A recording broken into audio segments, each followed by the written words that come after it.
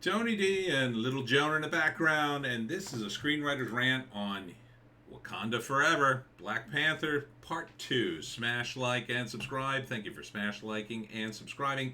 Check out my books, links in the description. Comedy Horror in South Jersey. It's the Pineys. Books 1 through 9 available at Amazon.com. Kindle Unlimited is free. Okay, so this whole trailer is done to the tune of "No Woman, No Cry." I believe it's a Bob Marley tune, but it's a cover. Um, Look, again, I liked the first movie. I thought it was solid. I enjoyed it. It's a shame about the lead and him dying. This would have been the one Marvel movie you could have swapped out the lead, and no one would have complained about it. But because Marvel is incessantly woke, it wasn't good enough to do that. So not only do they swap him out, it's Wakanda Forever. It might as well be called Women Forever, because they got a queen now, and now it's all women and women and women and women. Okay, sure. I give the whole movie to women, even though that's not what the comic's about. There's even a scene of a birth in the trailer.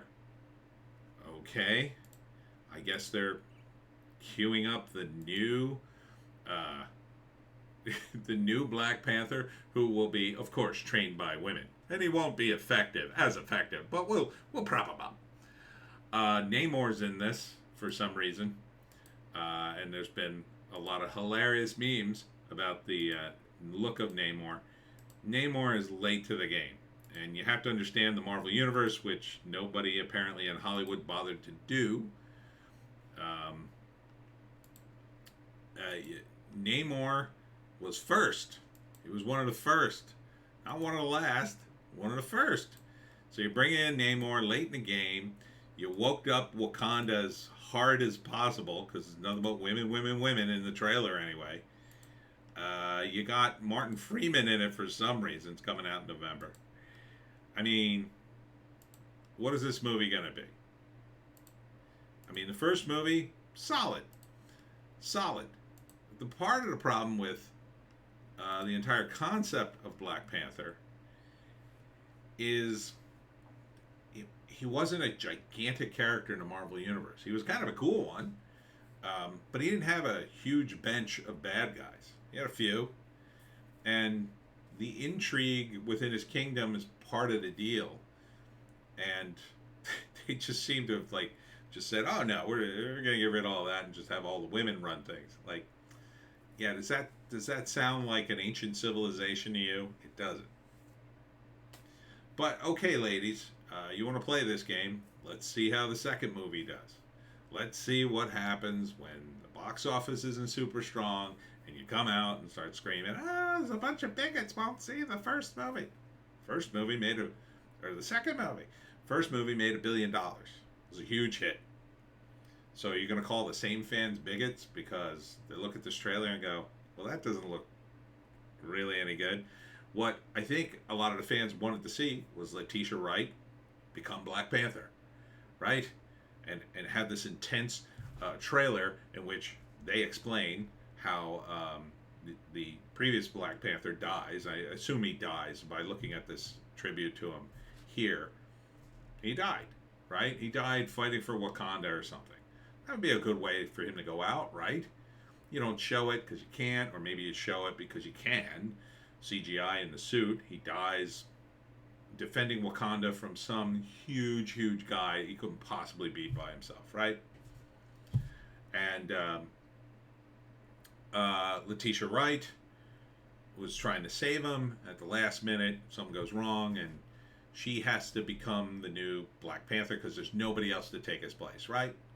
Nobody else. It's an unusual thing for a woman to take its place. People make noise about it, but eventually she takes the suit because she's the gadget girl and becomes the new Black Panther and proves herself. And there's a whole wow, you could have done a whole thing where, yeah, it's sort of fighting the patriarchy within the ancient culture that you already established.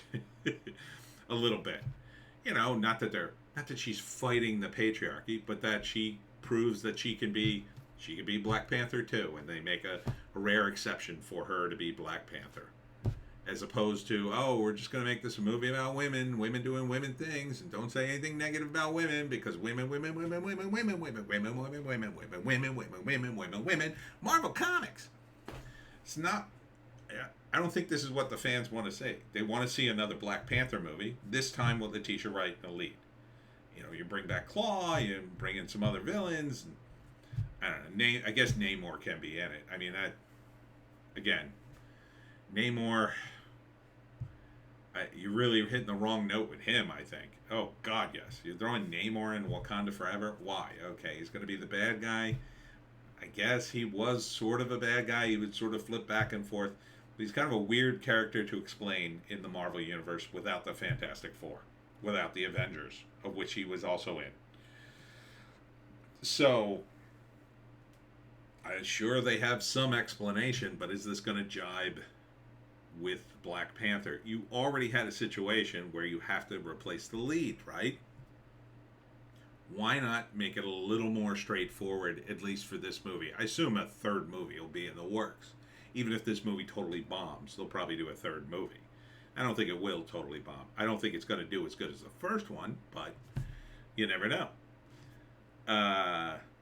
Really, what we should get here is Letitia being reestablished as Black Panther, fighting some villain, and then teasing the big villain in the third one, whoever that is. Now, it could have been Namor, I guess, but I don't know. It's getting ratioed all over the internet, I think, and doesn't look like a strong entry. So this is feeling like more like Marvel Phase 4, where we stop and lecture you for 90 minutes on feminism in other cultures now. So is that going to appeal to the fans? I don't think so. So first act, I assume it's going to be establishing why the Black Panther died, maybe even showing it. See, why is this in here? It's not a scene that should even be in this movie. The birth, let's show the entire birth. How long does that go on? And then we have a queen instead of a king, because, ancient cultures, they were all about putting queens up. So first act, he dies, and Letitia has to take his spot, I guess. And then Namor shows up, and there's a war against the Atlanteans, and Letitia steps up and leads them into battle and saves the day, and somehow Martin Freeman's there. I mean, it doesn't look very coherent. It looks like a bunch of stuff. I think the biggest mistake they made in this particular section of the franchise was having, at the end, Black Panther saying, oh, we're going to share all our technology and expose ourselves to the world. I think that was a huge mistake, because then the question is, why isn't all that technology changing the world? Right? Why wouldn't it just instantly change the world massively? So that's why they shouldn't have done it not from a if I had that power standpoint, but from a standpoint of creatively, you want to keep the world in balance because you have all these other movies coming out. So why not keep it? Why not say something like, "Oh, let's try to help people. We got to help people more with our technology, but we'll still keep it a secret. But we're gonna sort of ease the restrictions, take a few steps in it, and that way you have some sort of flexibility, as opposed to we're gonna reveal ourselves to the world now." It's like opening yourself up for this very thing to be attacked. So I guess in that sense, the movie does make sense. November it comes out, by the way. Here's Namor looking kind of pudge in this shot. It's funny when you stop on things like this. So, yeah, I don't know. Marvel Phase 4, it just gets woker and woker every time I see something coming out of it. I mean, it's bad enough what they did to Thor.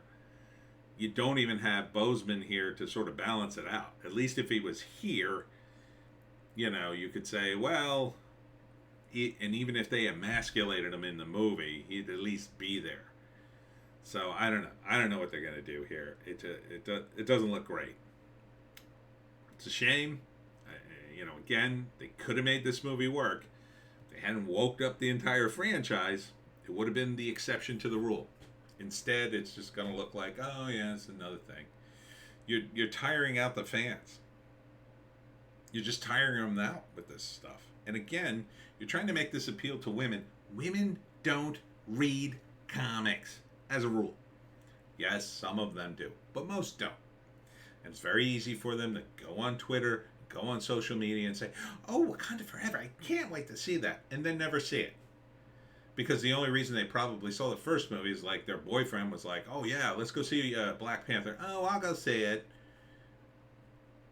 So now when you got the opposite situation, and I don't know, he wants to go see Fast and Furious, what do you think the girlfriend's going to go for? I want to go see this monster movie. Marvel sucks. Half the reason, again, call me a misogynist. I don't care. Women like to do things that their boyfriend does. 9 times out of 10. They like that. Because it's about their relationship. It's about their status. That helps the relationship, right? You go out, you support your boyfriend in the things he does and likes. If he doesn't like this anymore, there's no reason to support it. Unless you happen to also like it. Which most women don't. That's my point.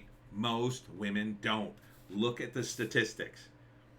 Don't look at the current statistics, because the current statistics are a lie. Because the same women will lie about it. Oh yes, I love Marvel. They'll say that because right now it's hot. Right now it's the cool thing to do. You gotta be woke. Oh, you gotta like Marvel. You gotta like Star Wars. Oh, I like all that geek stuff. I love it. Right, because now it's in. Talk to me in a couple of years when it's not in anymore, and all these same exact women who didn't go to see this stuff will say, oh no, I'm not into that anymore. I'm into this. Because it won't be the hot thing anymore. And that's the only reason they were invested in it, for the most part. And because these stories are mostly just, in my view, woke garbage, what reason is there to follow them? The whole reason these movies were successful is because you were following a good story based on the comics. You were bringing the fan base to the movies. When you alienate that fan base, there's no reason to see this. You're appealing to the group of people who were only the also coming along people. That's who they are. It's like aiming the Star Wars movies, as they kind of did, at the people who aren't really Star Wars fans. It would be like, just like putting woke stuff in it, like, okay, we're going to start putting sports in Star Wars and Star Trek. We're going to start putting football in it. Yeah, we'll somehow work in it. Are you going to get any football fans? Oh, you might. You might get a handful of them, but you're not going to get the entire millions of football fans because it's not really football. You're appealing to the wrong crowd. This whole concept of the MCU appeals to the wrong crowd. You want to appeal to the comic book guys. Because if you please them, everybody else goes and sees the movie. So, will this movie be a hit? I'm sure it'll make money. I don't think it'll be a total flop, although it's not looking that good. I mean, there's a lot of people who see it because they really like the first one, and that momentum is worth something. They see it because they really like Boseman. I like Boseman too.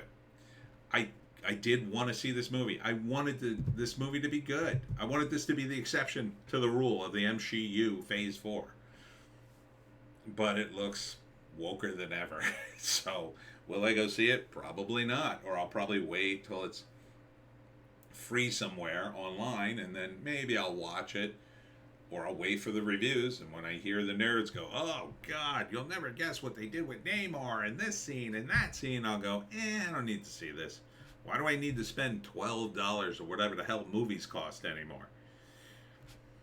I'd rather see something free on one of the streaming services I have. And people are going broke. So that ain't going to help their situation either. When money starts to get tight and they hear the bad buzz, then why even waste the money on this? They might pirate it. I wouldn't do that because I would never pirate a movie. Scott's honor. But look, you got to get back to the fan base. And it's probably too late for Marvel. I mean, it's probably too late. But we'll see. Maybe this will be good. Maybe these are the worst scenes that they stuck in the trailer. Maybe there's some awesome scenes I haven't seen yet and a whole plot that has yet to be revealed. Maybe it's awesome. Maybe. And that's it for me, Tony D and Little Joan. Check us out on Odysee, Bitchute, and Rumble for our more base takes. And we'll see you tomorrow. Oh, live stream at 2 p.m. tomorrow. I'm home. I got nothing to do.